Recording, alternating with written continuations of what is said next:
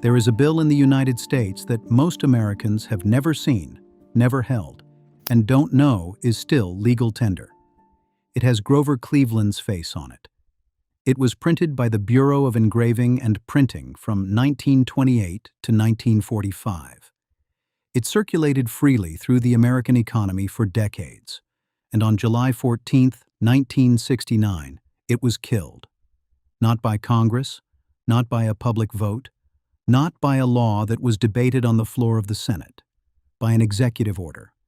A single administrative decision issued by the Department of the Treasury and the Federal Reserve under the authority of President Richard Nixon announced that all currency denominations above $100 would be discontinued immediately. The $500 bill, the $1,000 bill, the $5,000 bill, the $10,000 bill. Gone. Not gradually phased out, not replaced by newer versions, pulled from circulation and sent back to the Federal Reserve for destruction. Since 1969, any bank that receives one of these bills is required to forward it to the Treasury, not hold it, not reissue it, destroy it. The official reason was lack of use. That was a lie. The deeper I went into why those bills were actually removed, and more importantly, what their removal made possible, the more I found a pattern that extends far beyond one executive order in one country in 1 year. A pattern that is still accelerating. A pattern that, once you see it, reframes everything you think you know about the money in your pocket and what it was designed to do. Start with what the $1,000 bill actually was, because what it was explains why it had to die. The $1,000 bill was cash. Physical, anonymous, untraceable cash. A piece of paper that could be handed from one person to another without a bank, without a wire transfer, without a record, without a third party of any kind knowing the transaction had occurred. It was private. It was portable. $1 million in $1,000 bills weighed approximately 2 pounds. It fit in a coat pocket. It could cross a border, settle a debt, close a deal, fund a venture, or simply sit in a safe, holding value outside the banking system, invisible to every institution that might want to know where it was. $1 million in $100 bills, the highest denomination that survived the 1969 purge, weighs 22 pounds. It fills a briefcase. It is conspicuous. It is difficult to transport. It is, by design, harder to use for the exact kind of large, private, anonymous transaction that the $1,000 bill facilitated effortlessly. This raises a simple but critical question. If the stated reason for removing the $1,000 bill was lack of use, why did the Treasury need to force banks to destroy the remaining bills? If nobody was using them, they would have drifted into collections and safe deposit boxes and disappeared on their own. You don't need an executive order to eliminate something nobody wants. You need an executive order to eliminate something people are still using, something you want them to stop using. The official explanation collapses here, because the Treasury's own records tell a different story. The stated reasons shifted depending on who was speaking. Lack of use was the public line. Behind it was the real concern, openly acknowledged in government sources. The bills were being used by organized crime, drug traffickers, money launderers, tax evaders. The large denomination notes were, in the government's framing, instruments of criminality.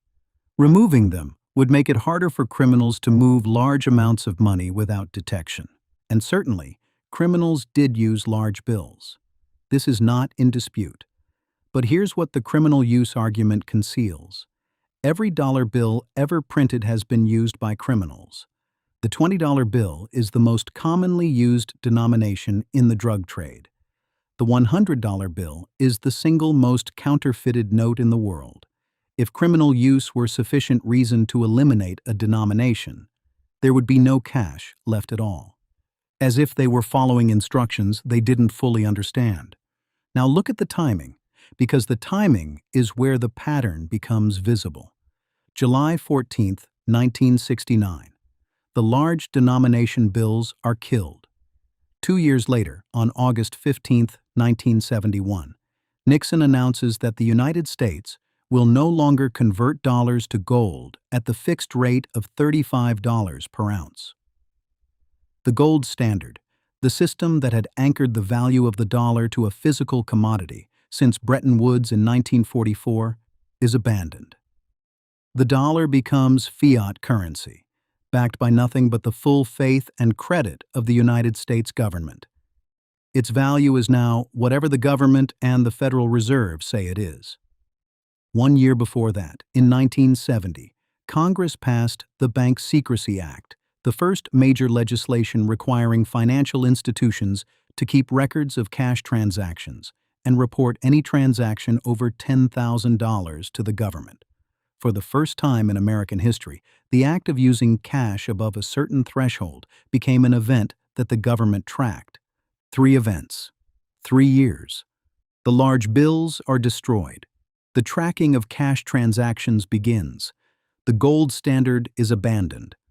And the dollar, which had been a physical object whose value was tied to a physical commodity, became a digital abstraction whose value was managed by institutions and whose movement was monitored by the state.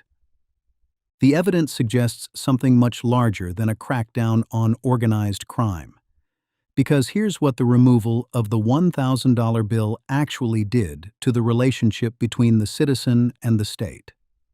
Before 1969, a person could hold significant wealth in physical form, outside the banking system, invisible to any institution, untraceable, untrackable, sovereign.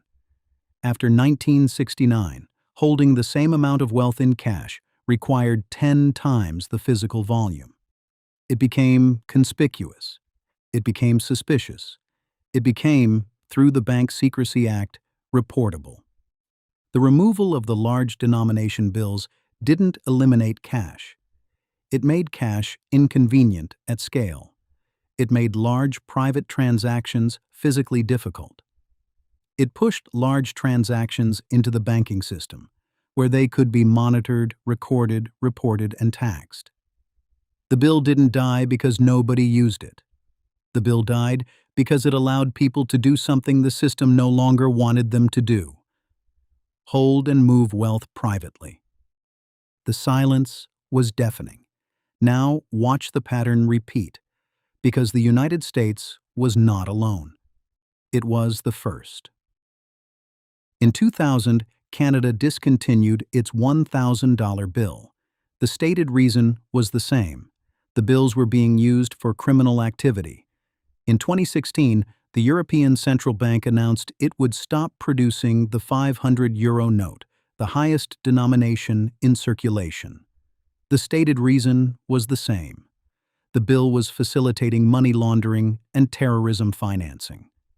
In 2014, Singapore stopped producing its $10,000 note, worth approximately 7,000 American dollars. The stated reason was the same. And then came India. On November 8, 2016, with no advance warning, Prime Minister Narendra Modi appeared on national television and announced that the country's 2 highest denomination notes, the 500 rupee and 1,000 rupee bills, were being demonetized immediately. Not next year, not next month, tonight. 86% of the currency in circulation was rendered worthless overnight. Lines formed at banks that stretched for blocks. People who had saved their entire lives in physical cash found their savings converted into waste paper. Patients were denied hospital treatment because they couldn't pay. Laborers who were paid in cash couldn't buy food.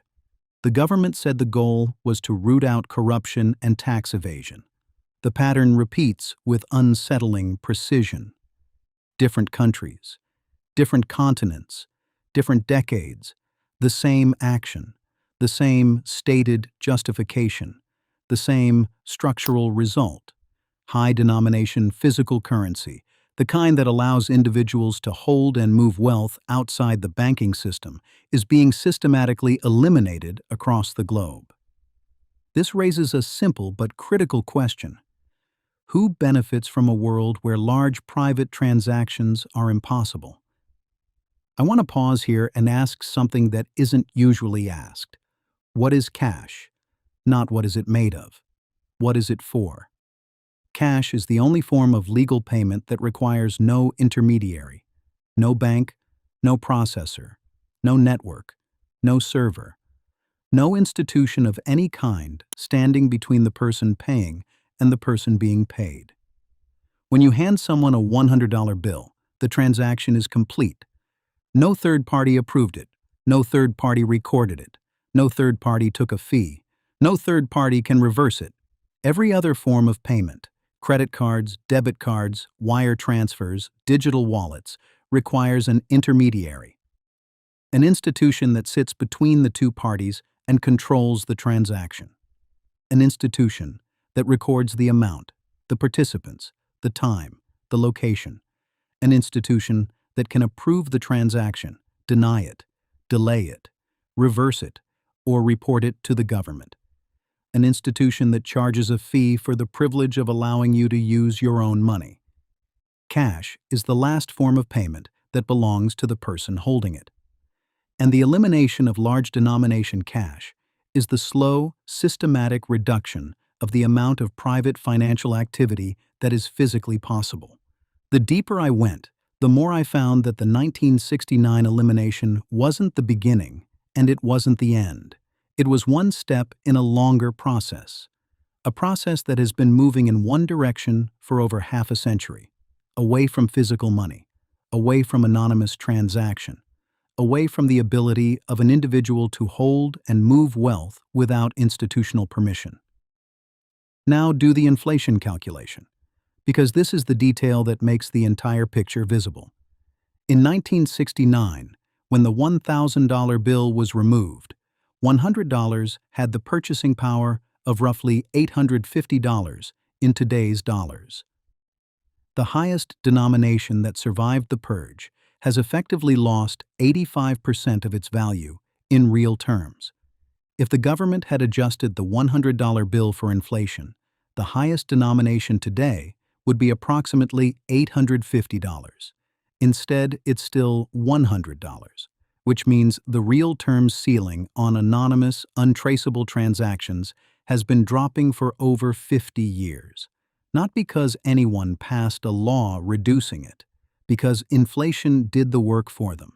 Every year, the $100 bill buys less.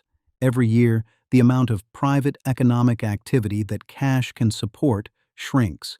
And every year, more transactions are pushed into the digital system, where they are recorded, reported, and monitored.